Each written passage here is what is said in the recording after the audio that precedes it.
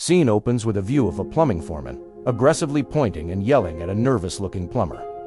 The audio is muffled, but the foreman's anger is clear. A caption appears, "Having a real rough day."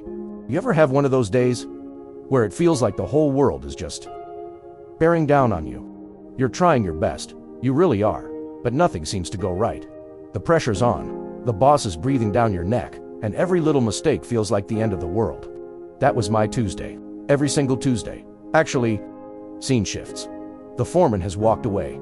The plumber leans against a wall, head in his hands, breathing a heavy sigh of relief. He closes his eyes. And in that moment, when the yelling finally stopped, it all just hit me. This wasn't just about a leaky pipe or a misaligned fitting. This was about my life. I started thinking about my workday.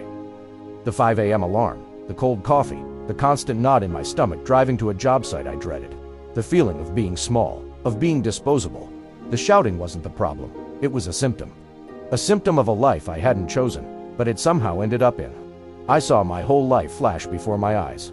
Not the big moments, but the small ones. The missed family dinners, because I was working late. The weekends spent stressing about the week ahead instead of enjoying the moment. The hobbies I'd given up. The dreams I'd packed away in a dusty toolbox somewhere in the back of my mind. I remembered being a kid, wanting to build things, to create, not this. Not being torn down every single day. When did I agree to this? When did I sign the contract that said my peace of mind was worth a paycheck? I looked at my hands, calloused and sore. They were good hands. They could fix things, build things.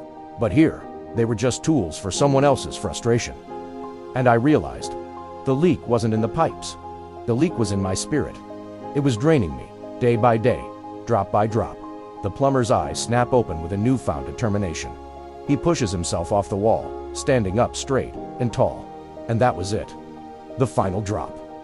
Something inside me just snapped. In a good way. It was a moment of absolute clarity. I walked right back over to my foreman. He looked up, ready for round two. But before he could say a word, I just said it. The two words I'd been needing to say for years.